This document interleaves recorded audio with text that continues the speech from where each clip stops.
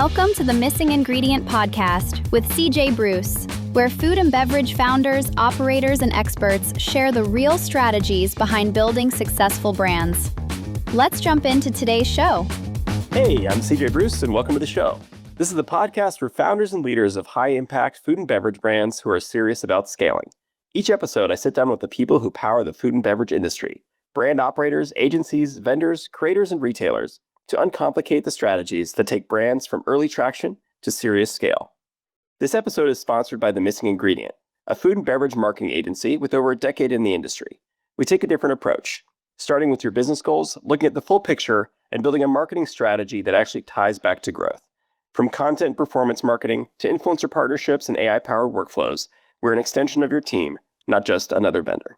Learn more at themissingingredient.com. Now for today's guest. Jill McLewis is the executive director of Naturally NorCal and a city mayor known for bringing people together across business, community, and public leadership. She's passionate about supporting both emerging and legacy brands in the natural products industry by creating meaningful connections between entrepreneurs, innovators, investors, and industry leaders. With a background that spans nonprofit leadership, civic service, and advocacy, Jill is dedicated to helping purpose-driven companies grow while strengthening Northern California's vibrant, natural, and organic ecosystem. Welcome to the show, Jill. Thank you so much for having me, truly. It's a pleasure to be here. Excited to have you. So I want to start with your background. We talked a little bit before we started recording, the eclectic career path. So curious just to touch a little bit on that. I know when I pre-shared research, so respiratory therapy, some medical device sales, your master's, your cooking, getting into food. So can you just take a little bit, about your past and how that kind of led you to where you are today?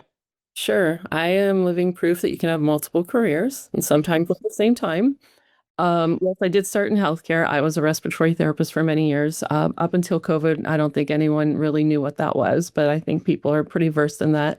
And then I did work for a startup. I moved from the bedside care to actually bringing new technologies to hospitals and to clinicians, just to help them provide better care for patients. And so I did that as a project manager and in sales. And then I eventually transitioned into running nonprofits. I'm a very service-minded person. So going from taking care of people to, working with Naturally NorCal and the businesses, it all seems so natural to me. And people always ask, where is that connection with food? And that's because that connection for me is that I'm a classically trained pastry chef as well. And opened a small chocolate shop in the city where I live with a friend of mine, and it's been there for about a decade. So I have that, I would say I have the right and left brain going at the same time, the science and the creativity and being an entrepreneur. So I feel like, in this role now, I can really connect with everyone and understand, a lot of our entrepreneurs and the challenges they're having when you start a business, because it's not easy. Not easy. Yeah, we're definitely going to get into some of those challenges. Sure. Tell us a little bit more about the artisan chocolate. So is that you got a shop? Like what does that business look like today? And how much of your time is spent there? It has evolved a lot. It was 10 years in February that it's been around. Everything there has been handmade. Like I said, I'm classically trained by a lot of different European chefs. I have a degree in baking and pastry management as well. And I did this with my business partner, who is an eye surgeon by day and a master chocolatier trained, as well. So we did this together. It was a passion business for us. It allowed us to connect in a way that our professional careers, we were busy with them during the day, and in the evening we'd come together, and we're like, so many people loved the things that we made. They kept asking to buy it. So that's kind of what that's what started the shop, and it evolved. I mean, like most businesses through COVID and all the different, things that we've gone through, we've had multiple iterations. And right now it's actually, I converted it to, rather than being a shop where people walk in, a brick and mortar, we actually embrace technology. And there's a company here in Sonoma County that does RFID vending machines. And so right now, items are sold out of that. So it requires less of my time. I can put more time into, Naturally NorCal and the entrepreneurs that we have there. So Neat. No, that's cool.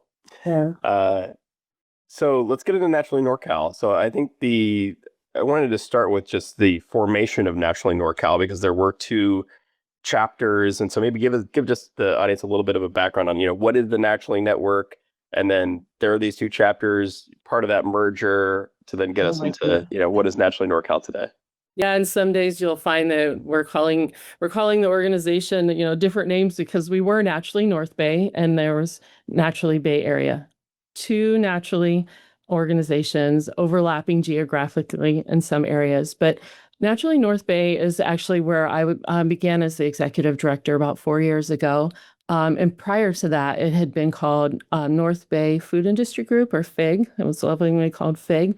And prior to that, it was even the organization was actually started out of the economic development um, office in Sonoma County, and they saw a need for that back in like 2010, 2011, somewhere around there.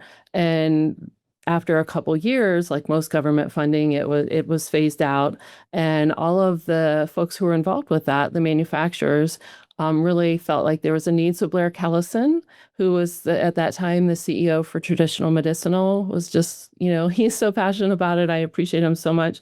He was just like, hey, we need to keep this going. No one has ever represented food manufacturers like this before, so from that side, North Bay, that's how it got started. All the service, from what I understand, and I've been told, all the service providers, that work in the industry, in addition to the food manufacturers, such as like La Tortilla, Cowgirl Creamery, Strauss, Clover, all those big names that we know in Northern California, they all came together and said, let's form this nonprofit, an advocacy organization. And then it's the same thing with Bay Area. The other organization that was here in the country was Naturally Boulder, and they had a vision for making this more national, and Naturally Network, I think you referenced. So Naturally Bay Area actually became the first affiliate of Naturally Boulder. And so, over time it's evolved. We were in some ways providing overlap in some of our programming, and we had what I found was many people thought they were a member of one, but it was the other, and it was just very confusing all the time. People were like, I thought I was a member. So, a few years ago, everyone came together, a group of us, and were like, what would it mean? What would it look like if we merged? We serve a lot of this, some of the same, but also a lot of different people. Naturally Bay Area, primarily concentrated on emerging brands. Entrepreneurs had some legacy brands, and then the service providers, and then Naturally North Bay serve mostly legacy brands and not many entrepreneurs. So bringing that all together made so much sense to us. It got rid of the confusion of which organization do I belong to, and we could grow organically just by not, eliminating any sort of overlap in any of the work that we were doing. So it was, at first we wondered how it would go. My experience has been that it's often culture that is the biggest thing to overcome when you're merging any kind of company or nonprofit, whatever it is. It's the culture where people really, they join an organization because of a lot of times for how it makes them feel. So that was the big worry, is like, when we merged, what would happen with that? And we have a lot of board members. When we merged, we had just shy of about 50 board members at the time. That is a lot. Merge. Yeah, it is a lot. And myself and Monique, there's just two of us on staff here, full-time employees. And between us and all of the board members, and we now are sitting with 32 board members, but it was a feat. And I can honestly say it went so well. It really did. I'm sure there's always going to be varying opinions out there, but I would say overall, very little trouble with making the merge. For so many people, the response was, "It's about time." So Awesome. it was just great. It's been great, and I love that people are so excited about it all the time. I would say the one biggest challenge is the geography. It's such a big area, all of Northern California, but we're making it work. We committed to doing geographic type events, and that's what we continue to ask ourselves every day. Are we serving everyone?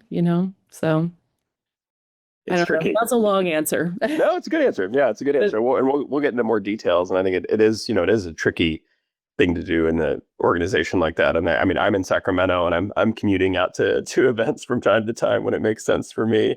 And I think, and I've had similar experiences with I was on the board of Conscious Capitalism Los Angeles, and so yeah, LA is a market too, trying to figure out where and when do you do things, and who's going to be able to travel for how long, and all of that can be challenging.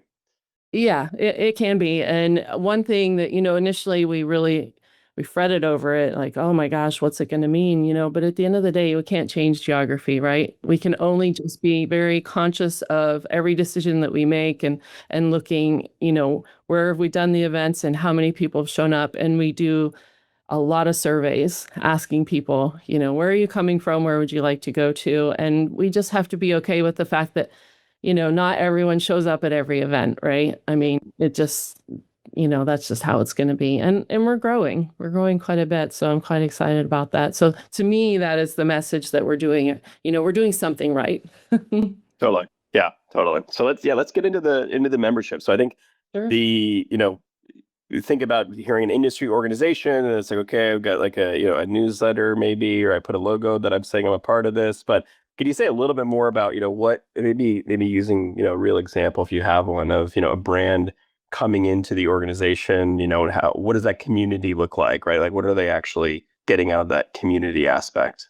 Sure. I love this organization. I wish when I worked in healthcare, I had this kind of community, right? I mean, it's such a unique community, and they tire of me saying how honored I feel to be part of this community and with everyone, because it's the kindest group of people I've ever actually worked with, and the most authentic.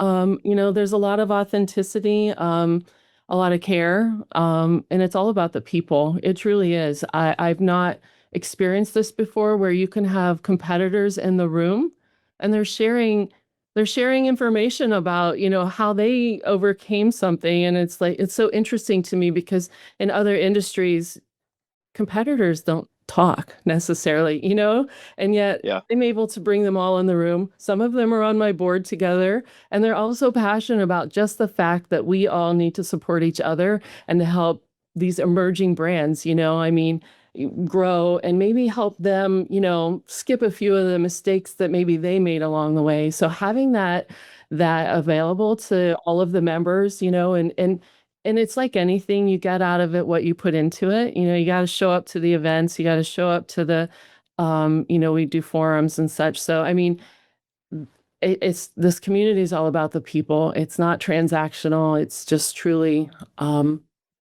authentic. That's the word that I always think of when I think of this group.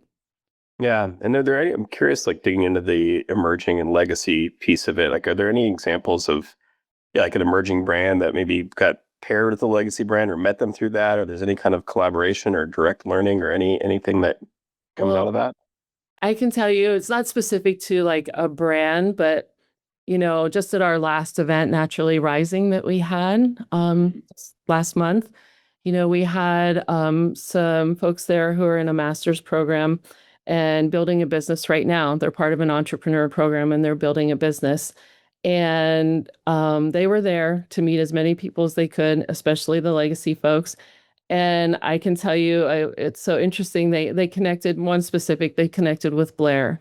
And the next thing I know, I'm talking to him the following week. He's like, "Oh yeah, I already had a call with them. I've given them this advice, and this advice, and these are the steps they need to take. And now I'm really invested, and I want to really help them." And I was just, it was like, wow, this is truly what it's about. Last week they just met, and now they've already had a call, and they've got, some kind of plan together. And to me, that is that's exactly why we're here.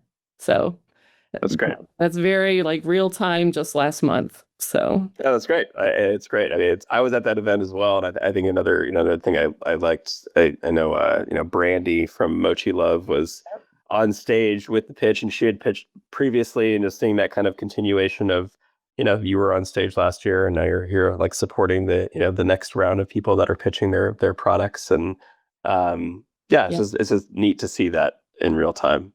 And we try to do that. Other folks who have been involved with our Naturally Rising event. And we really do try to bring them back. Last year, we had a fireside chat last year with some of them to understand where they're at. And honestly, I mean, it's exciting to see where they're going and to hear updates. And I think you had her on your show too, maybe.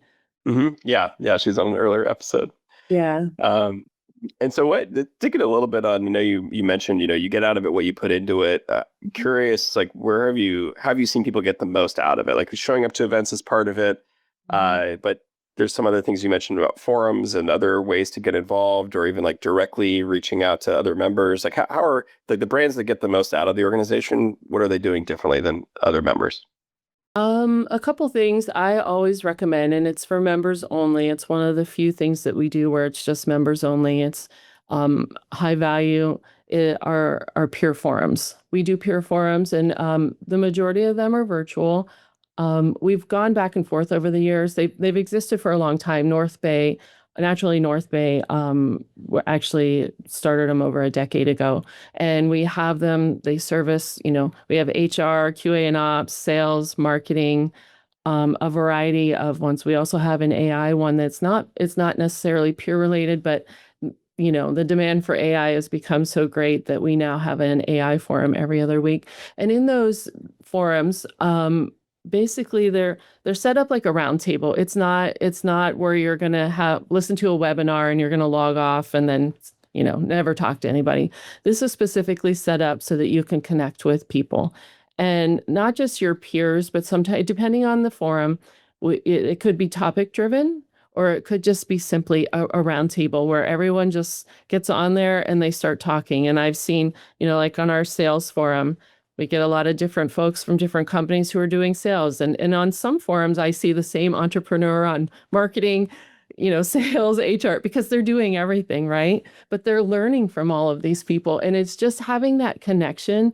We've had a few people show up from different distributors, or, they show up and someone says, "Hey, I'm having this problem. I've been trying to reach out to you guys." And they're right there in that forum, and they can have that conversation right there and exchange. And it just sort of takes out that space of like, I sent an email, where did it go? Because they're right in the room, so that's an example. Another, like with QA and ops, I personally witnessed it, is when I brought the group together. We actually did one in person and went to one of our manufacturers, and it was so endearing because everyone in that group works in ops, and they were just going around looking at all these little things that I never would have noticed. They're like, "Oh, you do that. Oh, you do that." So it was just so interesting, and they were sharing all the ins and outs with that. So it varies with every group, but the value in just having that connection and, having that real live conversation, and they can vary.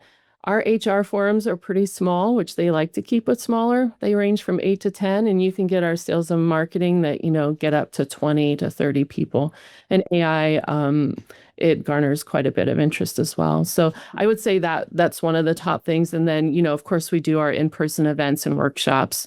So, we did a finance workshop, and a few months ago, we had our Naturally Rising event, which, brought over 200 people to Mill Valley.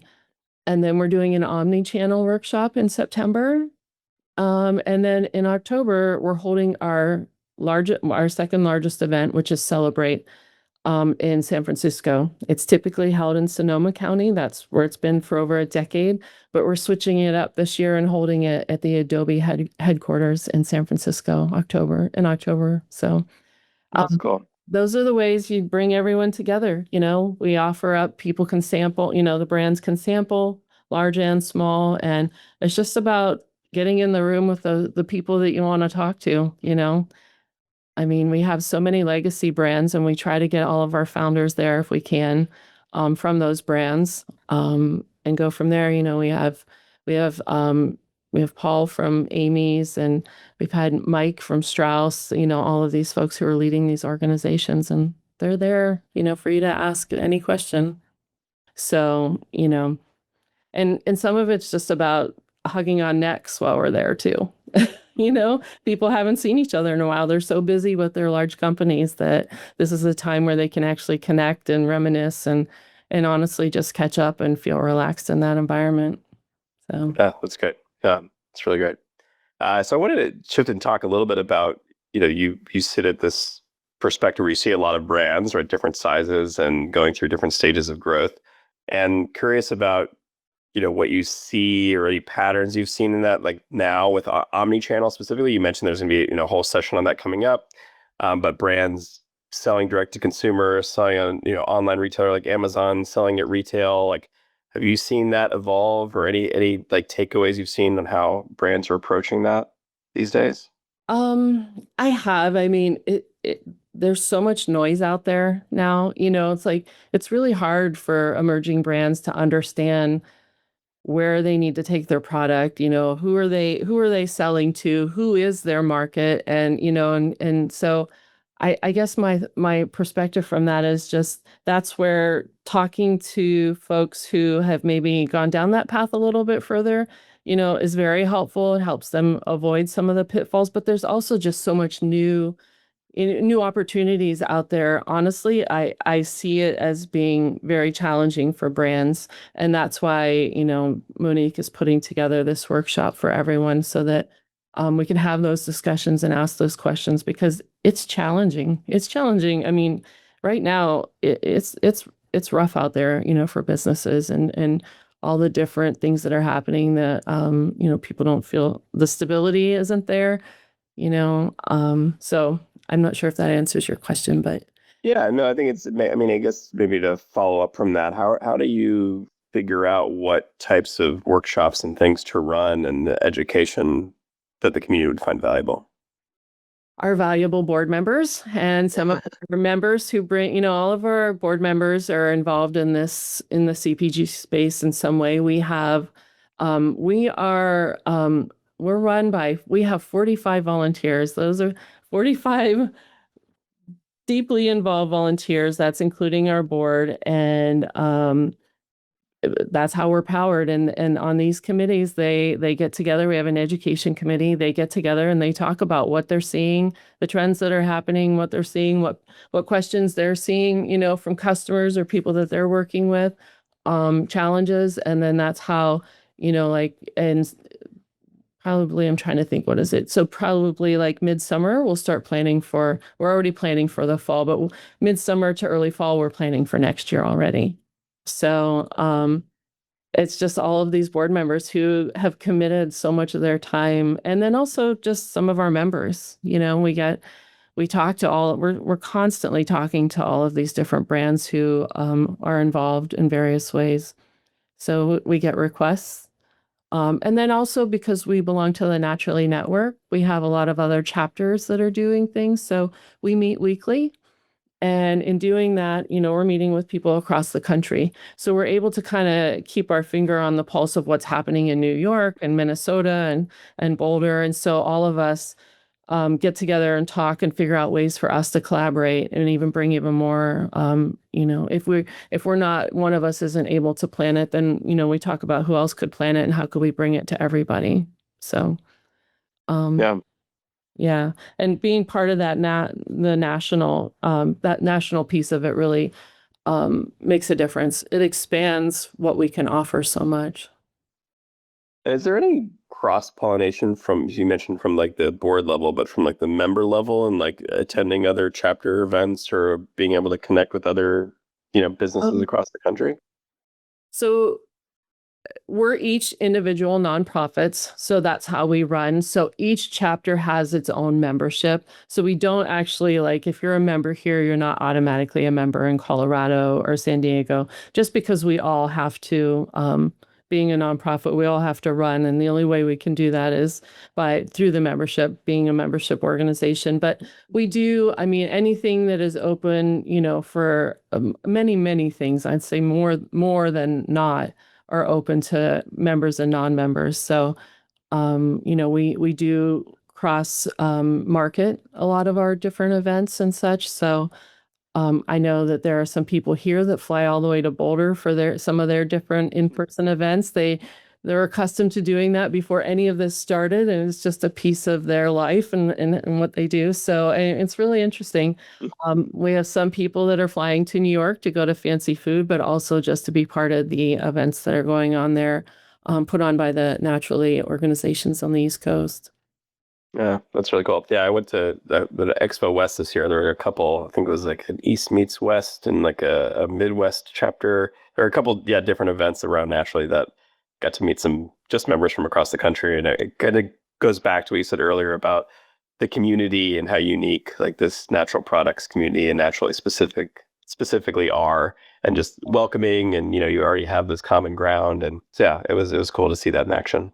And everyone we all want to help make that connection. I mean, I promise you, like, that is something that we talk about constantly is who needs to be connected, who's asking, how do we do that? We have a Slack channel through National that we communicate on as well. And we really do try to bring as much value as we can to everyone, because we honestly really just care about everybody. It's not just, they're not just a member, it's not transactional, I want to say. It's like, when they join, they're truly joining that community, and everyone truly wants to lift them up. So Yeah, that's great. I do want to, I think, yeah, talk about just brands in general, brands to watch or brands you've seen, and maybe just, outside of the kind of growth, like talking about what are some brands that people should know about or watch you've learned about through, the Natural Network. You don't need to pick favorites. I know there's a lot, so I was don't just feel like. going to say, oh my gosh, how do I do this? There are so But many just some good examples. brands. Yeah, I think like knowing some of the brands and some of the fun things they're working on. I think just to keep it tight and like relevant to like, what we've been dealing with in the last few months is, we had our pitch slam where we had a number of people, a great deal of applicants submit for the pitch slam, and it was narrowed down to 7 brands. And for that, I mean, I would say some of the brands that I love is like Hey Hunger or Pezzy Pets. Pezzy Pets won our pitch slam.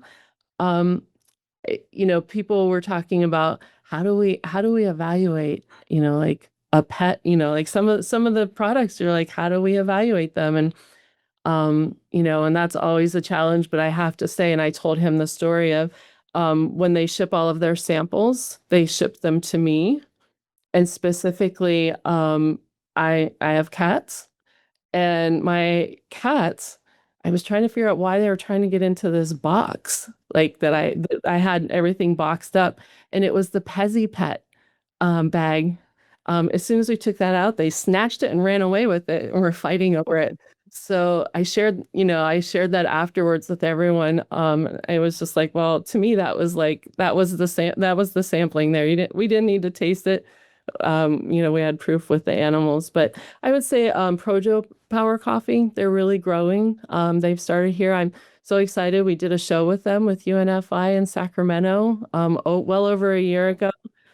And it's fun to watch them grow. I have to say the most meaningful experience I have, sounds goofy, is when I go into a grocery store, like I was at Rainbow, and I'm walking around and I'm looking at shelf after shelf, and I know the story behind all of these brands, these emerging brands that I'm like, it's almost like a proud, not that I have anything to do with their success, but just knowing that they're involved and like they're in our community, and then I see them on the shelf, I'm like, oh, I feel so proud.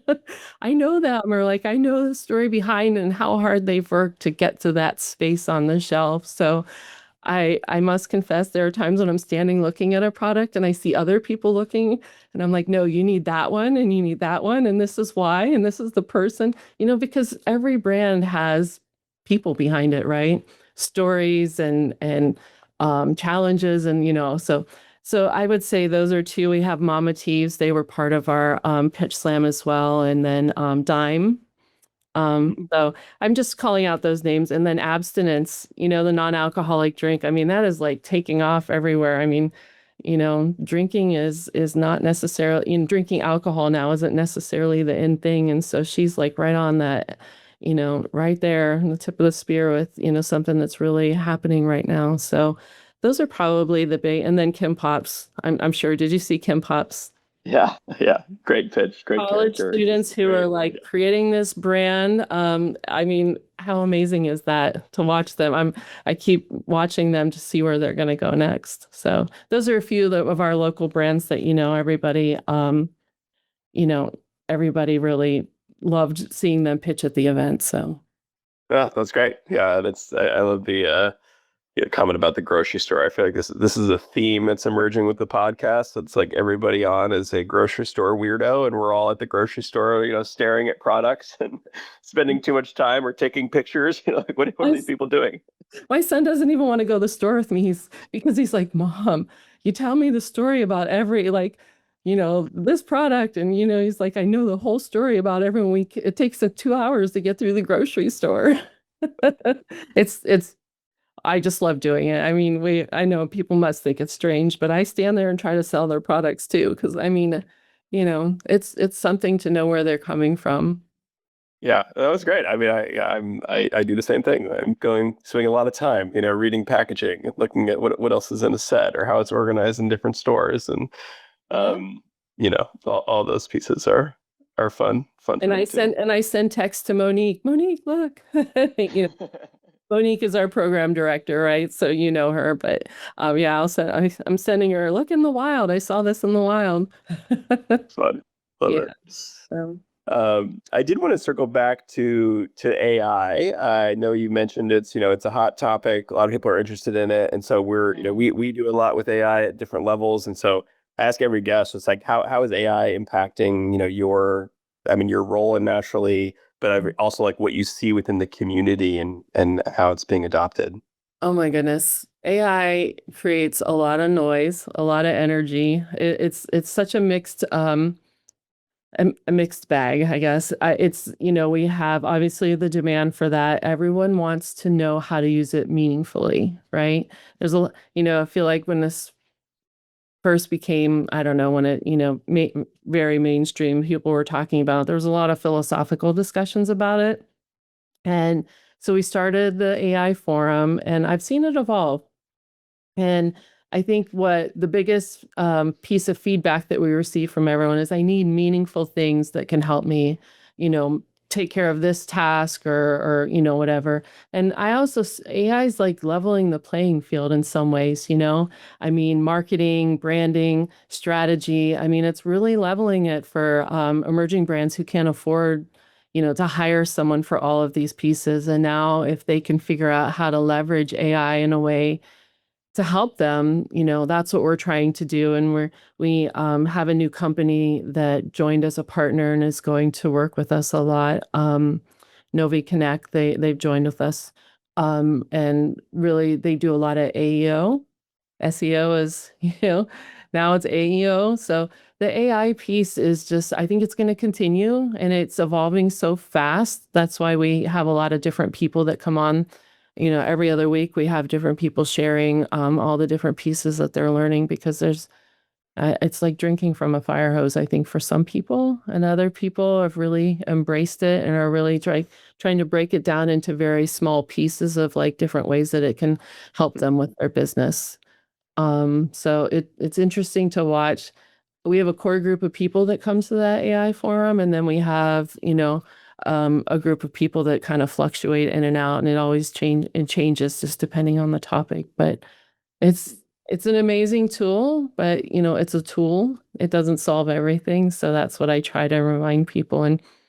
And I'm also involved in it from the government standpoint or the legislative standpoint. So in California, so for me, it's interesting to watch it from this industry and then from the side of like, what do we do with this? And, and how do we create some guardrails around it? So, Yeah, that is an interesting space to yeah, sit. And I sit on a statewide committee for Cal Cities. So I'm the vice chair of that committee. And one of our big topics is AI. interesting. Yeah, Well, it is, but I mean, from our perspective, I love the fact that it for a lot of our emerging brands and entrepreneurs, it gives them access and and allows them to achieve things that they might not have been able to do without it. So that's really good perspective there. I think it is something we're seeing too, and just the possibilities that it opens up, and then but it also feels just very early still. Like it's still like figuring out how does it work, where is it actually legitimate versus just being hyped as being able to do something, and then bringing it down to like it's a fun thing to play with. But then are you, like you said earlier, right? You're actually solving business problems and able to actually move the needle on something that matters for your business, and not just it's fun to That play with. and entrepreneurs, they're doing everything. So they only have so much time in the day. So, if they can harness it and figure out how to use it meaningfully and take away some of the tasks that they need to do or to get them done more quickly, I think it's super beneficial. And so that's what with our AI forum, we're really hoping to bring, our goal every time we have this is to have, breaking it down to meaningful solutions. So. And we will continue to do that. And because it's changing so fast, it's, amazingly fast. Yeah, it is. It is really fast. Yeah.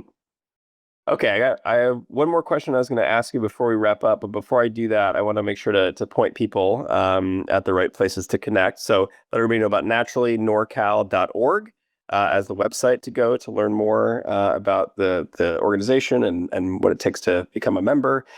Is there anywhere else that you'd recommend people go to learn about you or the work you're doing at Naturally NorCal? We're on LinkedIn a lot. It's mostly our website and then LinkedIn. On our website, we have all the events that are public. They're all listed right there on the website. So it's really easy. We're constantly working on that and keeping it updated just because we do offer so much for, a plethora of people. But LinkedIn as well is probably the next best place.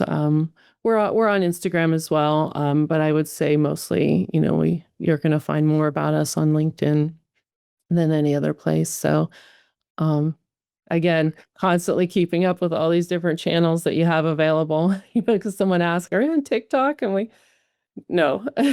No, yeah, I think it's okay to focus on the channels where you can actually, well, where the people are that you're trying to reach, and where you can consistently, sustainably show up. Something we talk about that a lot. It's just you can't be everywhere. And we not only serve brands and emerging, legacy brands and emerging brands, but we have a ton of service providers that we work with. And we couldn't do any of this without them, stepping in and being our connective tissue and, and supporting us financially. I mean, and that's where we find them is on LinkedIn, right? So that's where the biggest value for all the different groups that we serve. So. Yeah, well, that's a great segue. The last question I was going to ask was just, are there other, we haven't talked about people who haven't talked about, or organizations that are doing great work behind the scenes that deserve a shout out? Could be, supporting the community, supporting the entrepreneurs, and you take that any way you'd like. Sure. So just to take it back to like when we merged, one of the topics and discussions that we had was like, okay, we're going to merge. What does this look like financially? All nonprofits have to look at that. Like, how do we survive? And what we did is we put together and talked to our original founders, and then we expanded that. We decided to ask folks to commit to us for a long-term, a multi-year commitment financially.